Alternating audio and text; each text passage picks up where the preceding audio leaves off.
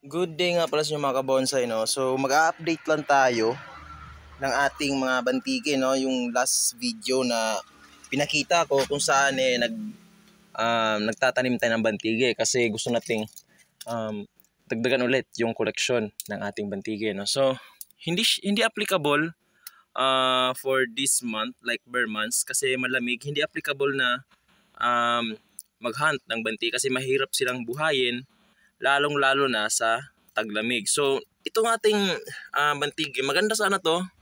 Yan, makita nyo, may mga driftwood pa yan. May mga, no, not driftwood, kundi deadwood. Yan, oh. Dito yung buhay sana niya, no? Ito yung buhay. Saka ito. Kaso, nag-dieback, no? So, wala nating magagawa dyan. Kasi, napakanipis ng lifeline niya and also wala tayong nakuhang ugat sa pag-hunt sa kanya. So, napaka risky ng pag-hunt ng bantigi, lalong-lalo na taglamig and also wala kayong masyadong nakuha na ugat sa kanya, no? So makita nyo, wala, kung nakita nyo yung first video, I don't know kung naipakita ko yung base niya, no? So wala talaga siyang ugat, kaya nga yung ginawa ko is nilibing ko ng todo yung kanyang base, pero wala pa rin eh. Hindi pa rin tinubuan, namatay pa rin yung kanyang mga sanga, ano? Patay talaga yung mga sanga niya. So ito lang dalawa yung nabuhay, guys, no? Kasi naka root bound kasi ito. Nung kinuha namin siya, sobrang daming ugat na sumama. So ito yung ating isa.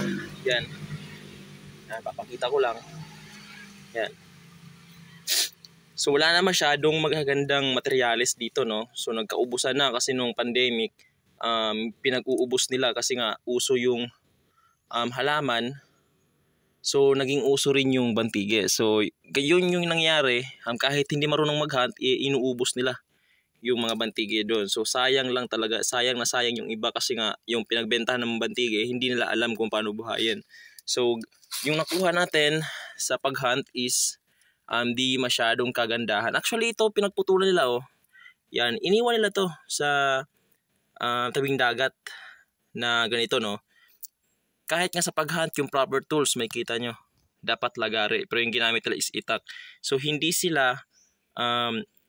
talaga sila experienced hunter, kundi pera-pera lang talaga yung kanila, no? Kasi nga uso. So yung ginawa nila, kuha kahit hindi naman nila alam kung ano yung mga basics, no?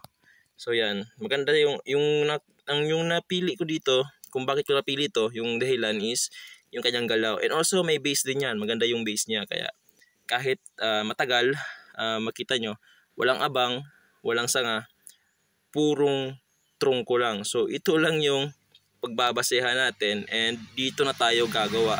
So yung gagawin natin sa kanya para mas mabilis mabuo, hindi natin i-apply yung cut and grow, no? Kasi yung cut and grow is only applicable sa mga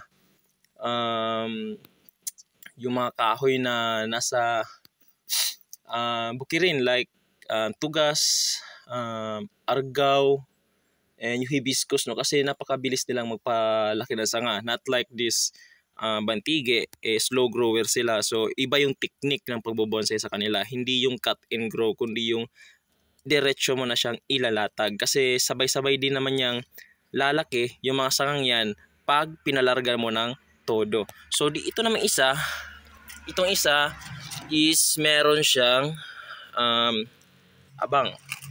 So meron siyang mga abang, no? Not like this one na wala talaga. Yan.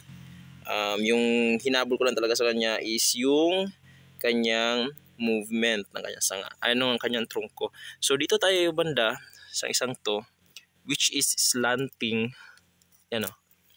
So meron siyang abang for the first branch dito banda. So dito may abang din siya. Dito. So dito rin meron abang, dito meron din. So yan. Yung tubo na to is 3 weeks old. So pwede na siyang ilabas sa initan, no? Kasi makikita nyo naman parang kaya na niya. Kaya na niya yung kaya niya or kailangan na niya ng sunlight, no? So sa mga newbies dyan, kung gusto nyong hindi agad mamatayan ng bantigi, pag ganito na yung kanyang tubo, yan, ganyan, pwede nyong paarawan sa umaga lang ng mga 3 hours, no? para dahan-dahan nyo siyang sanayin sa init. Kasi nga hindi siya natatamaan ng init dito. Tapos kung sinalang nyo agad sa initan or sa maaraw na area, baka may tendency na mamatay yung puno nyo. And sayang din yung pera kasi mahal yung bentigi eh. Sa mga walang area na pinagkukunan, mahal yung bentigi. So meron din tayo ditong argaw. Yan, argaw. Wait lang guys. Cuttings yan. Argaw. Yan o. Napakalaki ng trunk. And may movement din siya. Yan o. Malaki yung trunk niya. Sumo. So ilalagay natin kasi sobrang bigat. So yan guys, no, update lang tayo dyan sa ating mga bantige na nahunt, no. So sayang na sayang talaga yung isang yan. Yan, sobrang ganda pa naman sana ng mga deadwoods niya. Pero hindi tayo talaga pinalad, no. Kasi nga, kumbaga sa tao pa yan, yung mga bantige na may mga deadwoods and napakanipis ng kanyang lifeline, sobrang tanda na yan and sobrang fragile. So dapat pag nag-hunt kayo ng ganyan, is dapat yung sinasamahan ng maraming ugat para mas malaki yung chance na mabuhay sila, no. Not like this one, yung makita nyo na wala masyadong deadwood. Although matanda na yung kanyang balat, pero wala pa siya masyadong deadwood, no, sa katawan. So kayang-kaya niyang buhay sarili niya like that. Like this one, no, makita niyo yan, no. Yan, wala na masyadong magagandang materyales, no. Nasa artist na yan kung paano nyo papagandahin yung ordinaryong materyales. So yan yung challenge sa nagbo-bonsai, no, kung paano nyo papagandahin yung ordinaryong materyales. Kahit pa maganda yung materyales nyo, kung hindi naman kayo marunong kung paano yung pagandahin, eh baliwala pa rin yun. So kahit pa simple, wag natin sabihin pangit, no.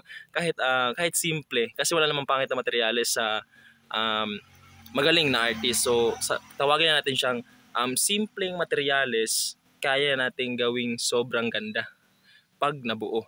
Yan, no. Yan. So plus points pa rin pag maganda yung materyales nyo. Yan. Pero dapat maganda rin kayong gumawa pag maganda yung materyales nyo. Yan. So update tayo dun. Sobrang sukal na rin. So dito, nilinisan ko na yan dito, pero sobrang bilis ng damo tumubo, no. Kasi nga laging umuulan, kasi nga bare months na, kaya madaling tumubo yung mga damo. So isang to, meron tayo ditong argaw na sobrang ganda ng tapering. Yan, no. May galaw siya and meron siyang tapering. So sana pinalaki ko pati dito, no. Yan, sana pinalaki ko pa, pero lalaki din yan soon pag pinalarga mo yung sa itaas, yung bandang apex. Yan. So dito tayo sa ating bantige nung na-workshop natin noon. Itong isang to, pinuluputan ng mga vines. I don't know what kind of plant is this. Sobrang dami nito dito. Sumasampa sa mga halaman. Yan. Kakainis nga yan. Madali sila sumampa sa mga halaman, no?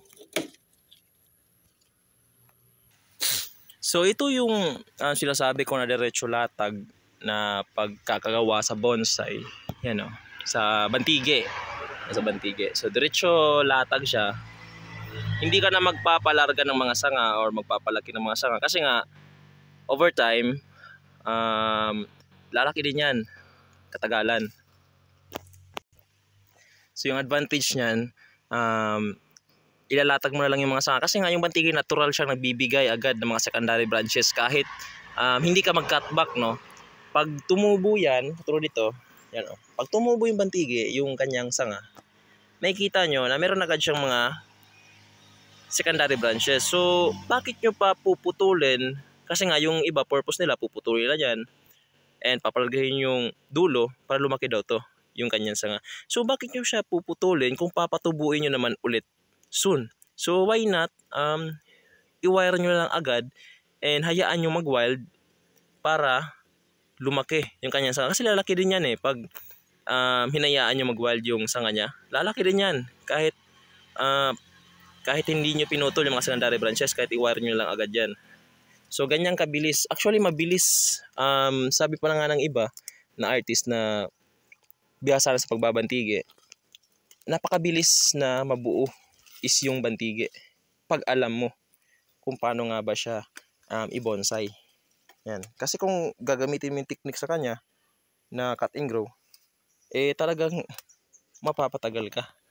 Yan. So yung goal ko na lang sa kanya is papalakihin na lang natin, papalargahin natin ng todo para makapagpili tayo ng mas madaming sanga sa kanya, no. Yan.